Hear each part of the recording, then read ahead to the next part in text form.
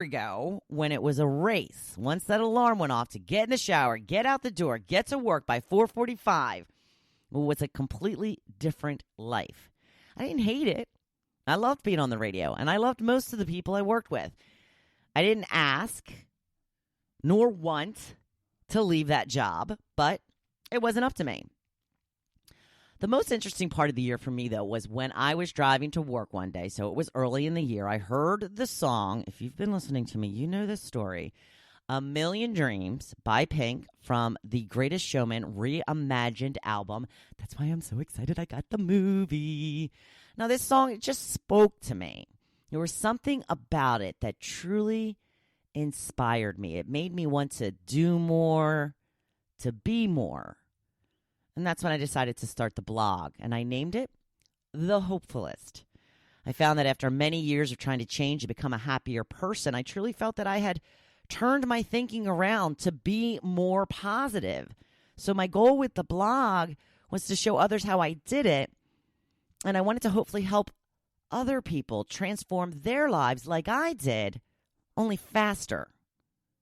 So within 3 weeks of starting this project, I found myself without a job. I was let go without any warning, and in my opinion, without any good reason. I was devastated. I have been let go of a lot of jobs in my time. It's unfortunately the nature of my business, but this was by far the most shocking and the most brutal. I was shocked, I was outraged, I was confused, but mostly I was heartbroken. I loved my job. In the past, this was something that would have had me sitting around feeling sorry for myself for weeks or even months. But I knew that I was different now. I no longer sit around playing the victim. Well, not as much anyway. And I knew I had to figure out my path forward. So since I had already started the blog, I thought maybe a podcast would be something that would be combined with that. I worked with someone in the past who has been in the podcast business for a few years. I gave him a call. He helped me with everything. And alas, here I am. I have a long road to go, but I've come quite far this year, and I am so much happier.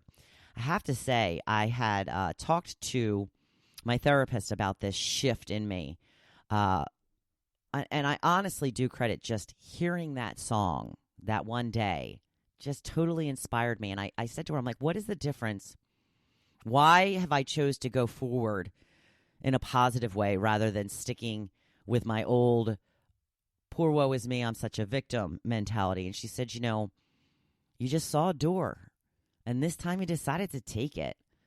We see these doors all the time, but so many things that are stopping us, will it be fear or lack of motivation or thinking that you won't be able to do it.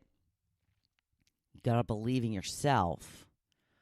You've got to find your true path, and then everything kind of clicks into place. And I can tell you, I'm so much happier.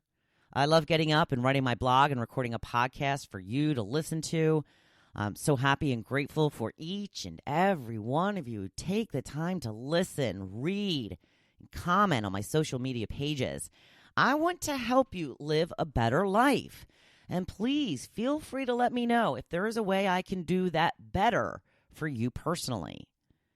If there's something you think that I should do differently or add or detract or what have you, let me know. I take any and all advice under advisement. So what has changed for you this year? Has your life completely changed like mine? Or is it more subtle? Or have you not noticed any changes? There's always a little change here and there. So you need to maybe reflect a little bit to see what has changed over the last year. Has it been changed for the better? Because that's not always the case. Sometimes things get worse. Has any of it been intentional, or have things just seemed to happen? There's always a lesson in what happens to us. At least I believe that anyway. So try to look for the lesson or the higher purpose.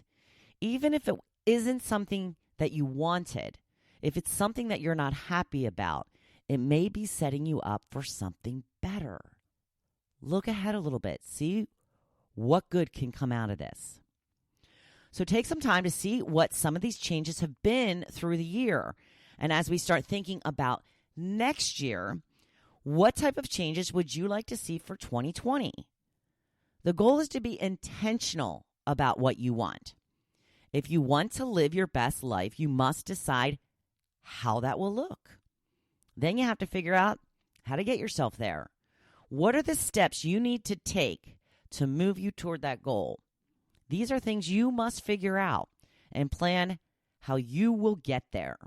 Yes, it takes some work.